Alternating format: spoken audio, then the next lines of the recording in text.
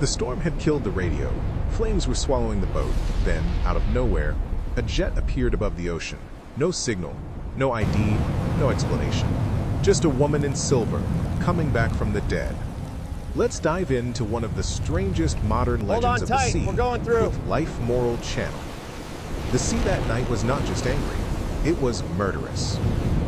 Off the coast of southern Argentina, a small fishing vessel named El Trueno battled waves the size of buildings. The storm had come fast, swallowing the horizon in minutes. The crew of 8 had no time to turn back. Saltwater lashed the deck. Metal screamed. And somewhere deep below, the fire had started.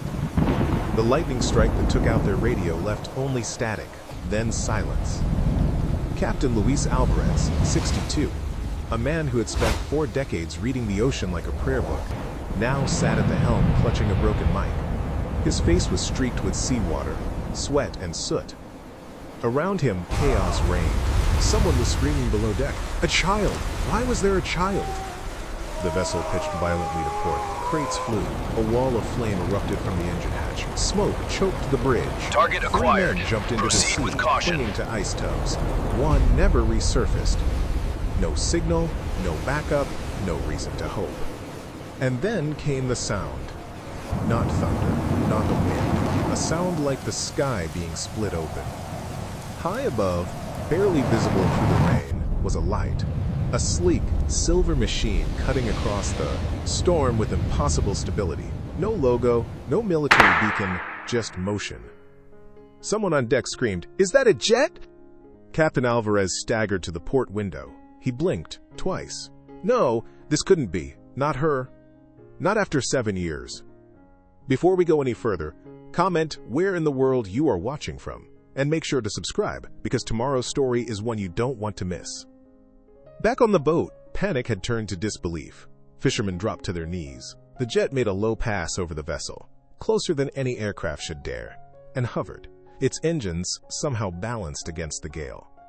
Inside the cockpit, she sat, helmet off, face clear. Caramel skin glistened under red warning lights, emerald gold eyes unshaken. Her platinum blonde hair, soaked but weightless, framed a face that belonged more to legend than to military records. She wore a flight suit no one recognized, silver with blood red and navy blue markings, trimmed in white, but the symbol on her chest needed no introduction. A black phoenix, wings spread with a single number underneath, 09. The same mark from the mission that never returned, the same pilot declared KIA in classified files. She was flying, she was alive. Or maybe she was never meant to die. And for those still clinging to life on El Trueno, salvation had arrived not with sirens or radios, but with the return of a ghost. The jet didn't roar. It hummed, low, controlled, like something meant to watch, not fight. For a full 10 seconds, the vessel's crew forgot the flames. They forgot the storm, the noise, even the taste of salt on their tongues. Their eyes were glued to the silver phantom floating above them, defying every rule of physics and reason. Captain Luis Alvarez couldn't move. His hands trembled against the console, the broken mic still in his grip. That machine, it wasn't like anything he'd seen in 4 decades on the sea. It was military, sure, sleek, aerodynamic, but there were no visible fuel ports, no tail markings, no cockpit ID. And then he saw her. Through the reinforced canopy, her face was framed by dim red cockpit lights. She didn't wear a helmet. She didn't blink. Luis's mind ran wild. She's not supposed to be here. That jet doesn't exist anymore. He remembered the stories, the rumors. The one flight, Phantom 09, that vanished over Antarctic waters 7 years ago. No wreckage, no black box, no bodies. Just gone. Yet here she was, alive, and hovering above them like some judgment from the sky. Meanwhile, on the deck, 14-year-old Daniel, the youngest on the crew, on his first ever fishing trip, had fallen to his knees. He didn't know what kind of jet it was, didn't care, but he saw something no one else noticed. The jet was bleeding light. Under its wings, tiny blue plasma pulses glowed in rhythm, controlled, silent, eerie. And then, like a hawk preparing to strike, the jet tilted. Nose down. side doors unlocking with an audible click. Hydraulic arms moved like muscle. A capsule slid from underneath. Inside the cockpit, the woman moved. Not rushed, not hesitant.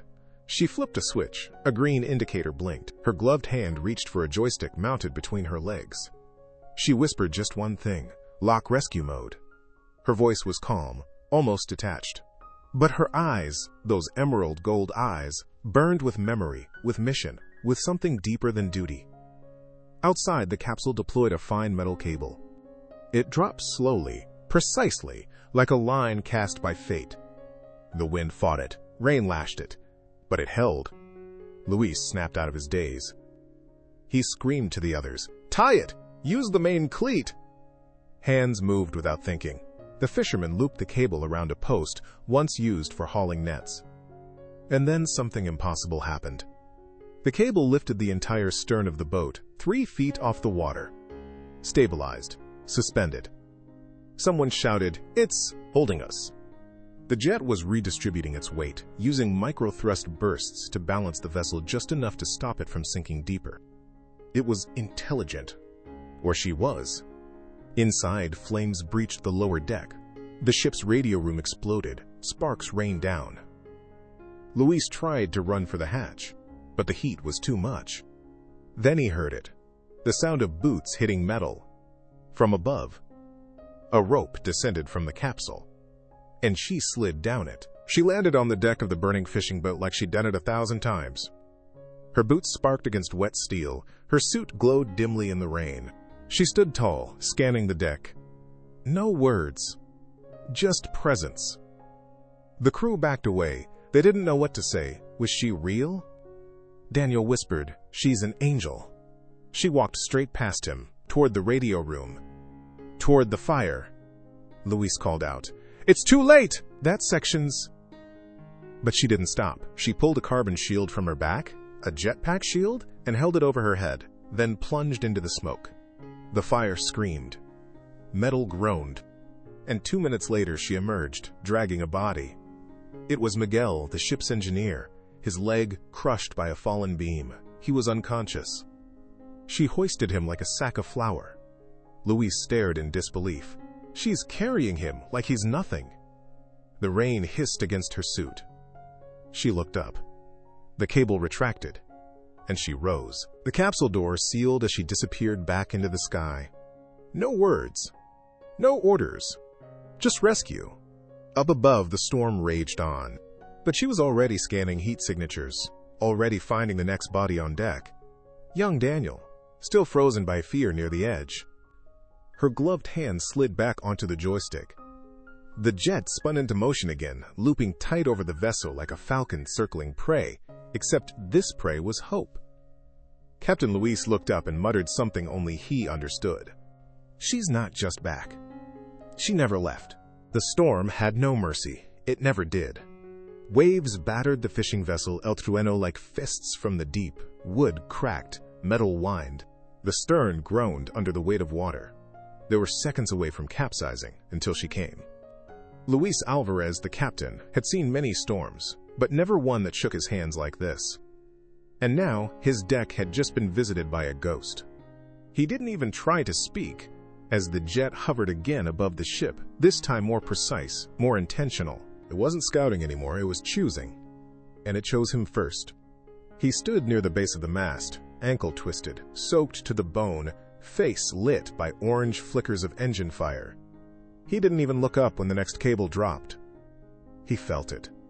The humming in the air shifted, the charge in the wind. The sound of the rain was suddenly sharper. Something had locked onto him.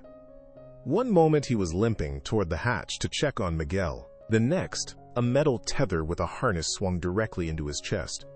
No voice called out. No instructions were given. But Luis had lived long enough to understand one thing. This wasn't a choice. This was a calling. He grabbed the harness, secured it around his chest. The belt clicked tight like it was built for him. And then the wind changed. The pull was smooth, not violent like a winch, more like gravity reversed itself. As he rose slowly into the rain, Luis dared to look up. And there she was, again. Face lit in red, eyes locked on him, calm, cold, a little sad. The closer he came to the cockpit, the more his brain screamed that none of this made sense. This woman wasn't young, but she wasn't aged either. She didn't blink. Her suit didn't look like modern Air Force gear. It looked custom, almost ceremonial. And then he saw it. The Phoenix. She didn't open the door. Instead, a side pod opened and gently pulled him in like an airlock. Smooth. Quiet. Inside, it was cold and sterile, all silver tones and blinking indicators. A soft blue light scanned his body from head to toe, checking vitals. He tried to sit up, but a soft synthetic voice said, "Stay still, Captain Luis Alvarez. You are safe." He froze. "How do you know my name?" Silence. From the front of the capsule, a thin screen turned on. Black and white footage played. His face, 30 years younger, holding a flight helmet, standing beside a woman. Her face was turned away, but her hair was platinum blonde. He whispered, "Eva?" Suddenly everything clicked. The files, the rumors, the old Argentinian test pilots no one ever talked about. She had flown with them, once. Secret missions, high-risk maneuvers over Antarctic airspace. And then she vanished. "Eva Torres, pilot number 09. He gasped. "You were one of us." The cabin voice spoke again, almost softly. I never stopped watching the sea. Down below, the deck was flooding. Waves crushed the bow. The others yelled his name, unaware he was already 200 feet in the air.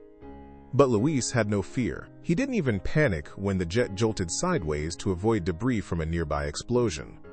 Inside that capsule, he wasn't just a fisherman. He was part of something larger. As the jet made its way toward the coast, something in him finally let go, not of consciousness, but of guilt. He whispered, "You weren't dead, you were waiting." He didn't expect an answer, but on the small panel near his hand, a phrase blinked in soft green letters. "The ocean keeps its own." When they landed at a remote outpost 14 miles inland, the pod opened gently. Luis limped out, dazed, into the arms of paramedics who hadn't even been dispatched. They had just shown up. One rescuer asked, "Who brought you here?" Luis looked to the sky. Nothing. Just clouds, lightning in the distance, and fading echoes of a silver trail. He turned back and whispered, "She did." He wasn't supposed to be on the boat. Daniel Alvarez had begged his uncle, the captain, for months to let him join just one fishing run. 14 years old, skinny, overeager, a city kid dreaming of becoming a man. The deal was simple. He'd clean fish, tie lines, stay out of the way. No storms, no drama. But that night, the ocean broke the deal first. When the engine exploded below deck, Daniel had been checking the storage nets. He barely got clear before the hatch blew open, launching him into the side railing. His head cracked metal, the world tilted, and then he slipped off the edge of the boat. He hit the water like a rag doll. Salt, cold chaos. He tried to scream, but the waves filled his mouth faster than words could form. The current pulled him under. The El Trueno shrank behind him, already engulfed in fire and screams. Rain made it impossible to see. His arms flailed, then froze. The water was too cold, his jacket too heavy, his brain too slow. And in that moment, he gave up. He stopped kicking. He thought about his mom, about her voice, about the way she kissed his forehead when she said no to this trip. He sank. And then, the sky split open. A bright blue beam cut through the ocean, flashing from above like a searchlight from heaven. It wasn't a helicopter. It wasn't a flare. It was silent. Then something hit the water near him. A cable, glowing faintly at the edges, humming like metal. Alive. Daniel barely moved. But the cable did. It wrapped around his wrist on its own, tightened, locked. And in the next instant, he was ripped from the water, pulled straight upward into the sky. At first, he thought he was dead.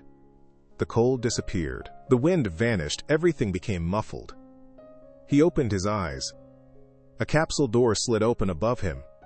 And there she was. Framed by low light, the same woman from the deck, now pulling him in with one arm.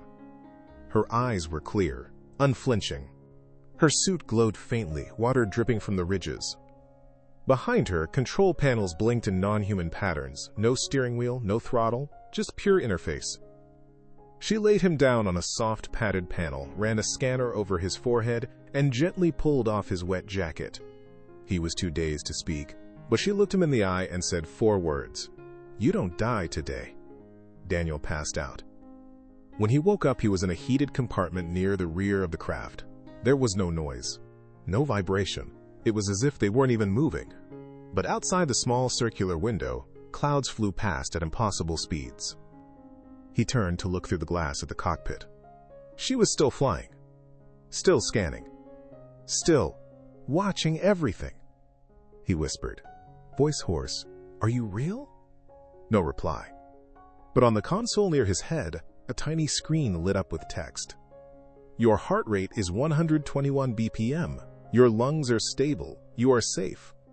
On instinct, Daniel unzipped a pocket on his pants. He pulled out a photo, soggy, torn, from his mom. He held it against the wall where she could see. "She told me not to go." The woman didn't turn her head, but her hand lifted slightly, almost a nod. Outside, the storm had worsened. The jet dipped sharply, engines hissed. The vessel was no longer in sight. It had slipped behind a wall of rain. Daniel tried to sit up. "What about the others? You have to go back!" And that's when he saw it. On the main console, 8 dots. 6 were red, 2 were green, and they were blinking, closer to fire. She turned. Their eyes met for the first time. Daniel didn't see a soldier. He didn't see a pilot. He saw something older, something that had seen too much. She didn't smile, but she nodded. Once. The jet banked hard left. The ocean rushed below again, and Daniel, still strapped in, whispered to himself, "She's not just saving us. She's choosing us." Back in the air, she re-engaged the next cable. 1 child saved, 2 more targets locked. The sky, still roaring, had no idea what it was up against. But Daniel did. He looked out the rear window as they descended again and said aloud to the clouds, "She's coming for you." Maria Yanez never should have brought her daughter. But the sitter had canceled, her husband was on another shift, and she thought, it's just a quick run, 6 hours at sea, a few nets, a few crates. Her daughter, Isabella, only 4, wore the little pink raincoat she loved. Now, that same raincoat was melting at the edges. The engine fire had spread to the midsection. The forward storage room, where Maria had hidden with Isabella to shield her from the chaos, was now filled with black smoke. Isabella was coughing, her small face pressed into Maria's chest. Her fists clenched her mother's jacket. Outside the door, the deck groaned. Pipes hissed. Something exploded near the bow. Flames licked the corners of the ceiling. Maria's voice was hoarse. "Hold on, mi amor, just hold on." She wasn't even praying anymore. She had accepted it. And then, suddenly, wind. But not the wind from the storm. This was more focused, controlled. Above them, the metal hatch blew open from above. Rain rushed in, smoke curled upward. And then, like something from a fever dream, she dropped in. Feet first, boots black, suit glowing wet silver. She landed between flames like a ghost given shape. Maria gasped. Isabella stared. The woman in the flight suit didn't speak. She simply extended her gloved hand. Her eyes locked on Maria's, calm, certain, human, but not ordinary. Isabella looked at her and whispered, "Is she an angel?" The woman crouched low, lifted the child with one arm, gently. Her other hand reached for Maria. Maria hesitated. This can't be real. This woman, this jet, this silence. She looked down. Her boots were smoldering. The fire was rising. And yet the woman showed no fear, just patience. And Maria knew this was the last hand she'd ever get. She grabbed it. Seconds later, the ceiling caved in behind them. But they were already off the floor, being lifted through the hatch, the cable pulling them up into darkness and wind. Below, flames consumed the storage room. Above, the open belly of the aircraft sealed behind them, and the storm swallowed the sound. Inside the capsule, the air was cool, silent, calming. Isabella clutched her rescuer's neck, wide-eyed but not crying. Maria stood frozen, her hands still trembling, face blackened with soot. The pilot lowered the girl onto a heated pad, wrapped her in a thermal blanket, and then turned to Maria. She didn't speak. But a soft blue light swept over Maria's body. Her lungs, her burns, her heartbeat. A display panel to the right lit up. Adult female, stable, minor smoke inhalation, safe. Maria looked down at her daughter, already breathing easier. She whispered, "Thank you." Still no answer. Just the faintest nod. Then the woman turned toward the cockpit and walked away. As the door slid shut behind her, Maria saw it. On the back of the flight suit, a black phoenix, wings open, beneath it, 09. She felt her knees give way. She remembered the stories, the search plane that went down, the one that never came back. The female pilot with eyes like light through whiskey. Her father had told her when she was a child, "If the ocean takes you, pray she finds you first." She had thought it was folklore. But now, her daughter had touched her. Back in the cockpit, Phantom 09 adjusted throttle to offset weight, 2 new lives on board. 5 more heartbeats still visible on scan. She glanced once, to the side panel. A small photo now rested near her controls. A child's drawing, stick figure mom, stick figure kid, and a big silver shape above them both, wings spread. Scrawled in red crayon, "Angel in the sky." The jet banked again. Outside, the sea showed no mercy. But mercy didn't matter. Because now she was watching. And no one watched like she did. He hadn't moved in 20 minutes. Javier Cruz sat on the farthest edge of the sinking deck, rain pouring down on his bare scalp, the ocean yawning just feet below his boots.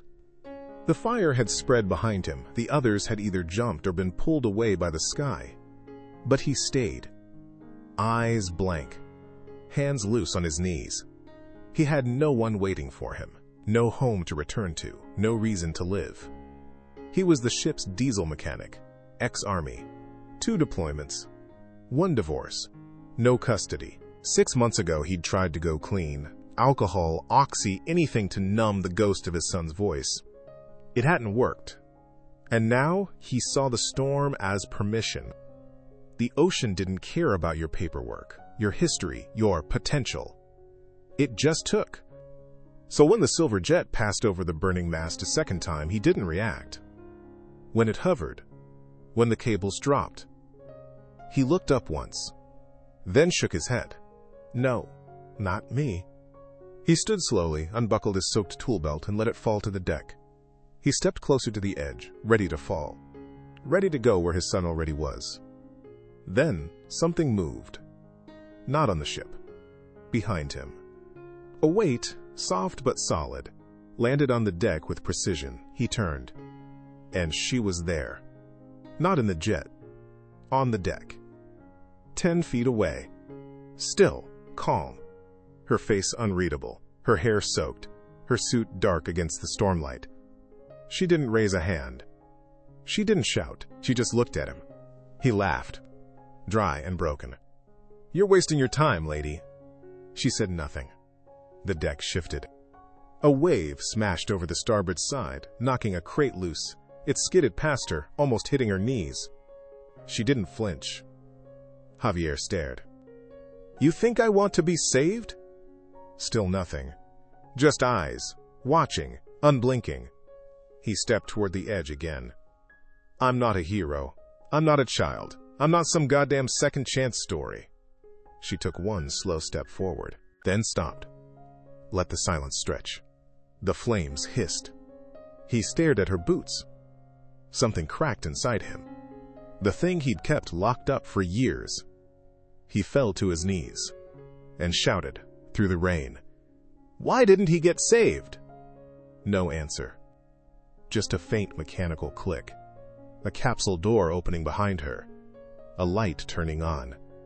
He looked up, eyes red. "I was ready." She walked to him, knelt, placed a gloved hand on his shoulder. And for the first time, she spoke. Not through the jet, not through tech, but with her voice. Soft, steady. "You're not finished yet." The words weren't grand, but they shattered him. He wept. Hard, loud. And she held him, only for 3 seconds. Then she lifted him, like she'd lifted steel before. The cable locked. And he was taken. Inside the pod, Javier didn't move. Didn't speak. He just stared at the floor as the readouts ran diagnostics over his soaked frame. Behind him, Phantom 09 returned to the cockpit.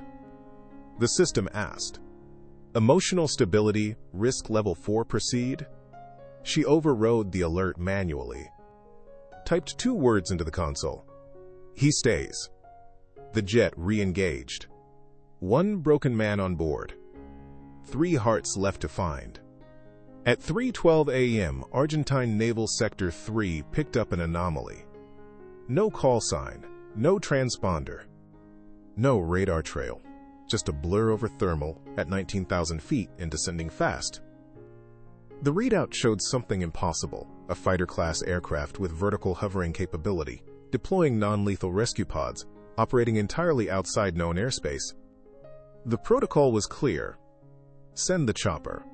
From a dark airbase along the coast, a black UH-60 variant launched into the storm. No insignia, no lights, no questions. The pilot had only one instruction: track and intercept. Don't engage unless provoked. But even the crewman watching from the gunner window whispered, "We're chasing a ghost, aren't we?" No one answered. Meanwhile, Phantom 09 was 3 extractions deep. 5 survivors were stabilized in the med pod behind her. 1 unconscious child, 1 sobbing mechanic, 1 mother still cradling her daughter. Outside, the storm began to shift. The wind curled from behind her. A second sound entered the airspace: rotors. She didn't turn, she didn't radio, but the screens lit up red. Unmarked aircraft, approaching fast, 2 o'clock high, velocity 180 knots. Her expression didn't change. She adjusted course. The black helicopter emerged from the mist like a shadow stitched into the clouds. Its spotlights turned on, but didn't aim at the sea. They aimed at her. Inside the cockpit, the Phantom didn't flinch, but her HUD identified the model immediately. Military, modified, non-national registry. The helicopter made no move to attack. It simply matched her speed. 2 hunters watching her from across a chasm of rain. Then came the signal. A red pulse, not a missile lock, but a warning. From the chopper's left wing, a laser marker locked onto her hull, not to fire, to identify. They weren't here to stop the rescue. They were here to confirm she still existed. Phantom 09 disengaged hover. She turned slightly, just enough for her right wing to flash the black phoenix toward the chopper's front camera. A symbol only a few living people had ever seen. A mark thought buried in military cover-ups and old ghost stories. Inside the helicopter, the co-pilot froze. "She just showed us the sigil. That can't be her. She died in..." The pilot cut him off. "We don't talk about that program." Suddenly, the jet dropped altitude. Not retreating. Leading. The capsule beneath her belly activated. A guidance drone launched, small, silent, guiding the survivors inside toward a remote safe zone on a nearby oil platform. She was still saving people, even while being hunted. The chopper followed. Then came the radio crackle. 1 line, 1 voice. It wasn't from the chopper. It wasn't from the base. It was hers. A female voice, clear and cold. "You don't belong here."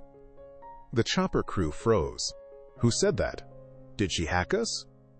Then the warning lights on the helicopter blinked. They were now being scanned. Her jet had taken control of their diagnostics, passive, non-hostile, just watching. Then her voice came again. "This is not your sea. This is not your hour. Leave." And the sky went silent. No storm, no wind. Just the hum of power they didn't understand. The chopper peeled away. Not because it was ordered, Because it was allowed to. Phantom 09 turned, vanished behind a wall of lightning, and was gone. Back at base, the intercepted black box recorded one final classified entry. Encountered unknown aerial vehicle. Designation, Black Phoenix. Pilot presumed deceased. Status, not hostile, not human class performance. Recommendation, do not pursue. The sea had taken almost everything. The El Trueno was no longer a vessel, it was a floating skeleton. Half of it burned, the rest slowly being swallowed by black water. The survivors had been lifted, pulled, yanked from death one by one, and now sat in silence inside the impossible silver jet that hung motionless just above the dying ship. No one spoke. They didn't know how. 5 people, barely breathing, surrounded by panels that pulsed with light and warmth, more spacecraft than aircraft. The cockpit shimmered ahead, separated from them by only a clear partition. And behind it she sat. Still. Composed. Timeless. On the heads-up display, her scans showed the last viable rescue had been completed. No more heartbeats. No more signals. The sea was quiet again. But above her, they were coming back. The same black helicopter, and another one. 2 radar pings now, circling her position like vultures testing distance. She had completed her mission. But they hadn't finished theirs. Phantom 09 closed her eyes. No emotion, no anger. Just something like resolve. A series of silent commands blinked across her screens. Final lock. Rescue op complete. Eject survivors to safe zone. Why? The pod beneath the jet detached. It carried the 5 survivors away, toward an unmanned sea platform blinking light from the mist like a mirage. As it vanished into the fog, the passengers looked up and saw her one last time. She didn't wave, didn't acknowledge. She just stared into the clouds. The helicopters approached fast now, too close. A warning lock. Phantom 09 reached forward and flicked one switch. Suddenly, the sky split open. Not from storm, not from thunder. From light. A narrow, vertical beam of cold white opened like a door in the atmosphere. The ocean below glowed silver. The clouds spiraled outward, forming a perfect vortex above her jet. She wasn't running. She was ascending. The jet didn't climb like a normal aircraft. It didn't roar. It didn't lurch. It floated upward, carried by its own field, light pouring off its skin in soft streaks like silk unspooling from the sky. Inside the helicopters, the crews were frozen. No weapons could track it. No systems could lock it. It was like trying to follow a memory. Below, Daniel Alvarez, barely breathing in the rescue pod, pressed his hand to the window. Tears streamed down his face. "She's not flying away," he whispered. "She's going home." As the jet entered the beam, the silver hull began to fade. Not explode, not vanish. Just dissolve into light, piece by piece. First, the wings. Then the cockpit. Then her face. Still watching. Still calm. Still undefeated. And then, nothing. For 30 seconds, the sea was silent. Then the clouds returned, the light closed, and she was gone. Some say the jet was a prototype. Others say it was an AI gone rogue. A few believe she was never human at all. But for the 5 souls pulled from fire and sea that night, she was something else entirely.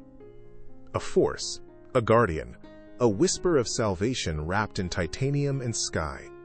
She didn't belong in the storm. She was the storm. 1 year later, the sea was calm. The island of San Matias, population 143, woke to its usual rhythm. Fishermen launching boats at dawn, the old church bell ringing faintly, and a low mist rolling off the southern waters. But on the edge of the pier, something new stood. Not a statue. Not a plaque. Just a pole, with a black flag tied to it. And stitched on that flag, a phoenix, wings spread, with the number 09. People came quietly. They didn't speak much. Some left flowers. Some left fishing knives, soaked and wrapped in plastic. One man left a child's drawing of a silver jet and a rainbow. No signs explained the symbol. No official reports mentioned that night. But everyone in that region, every captain, every mechanic, every boy with seawater in his veins knew the story.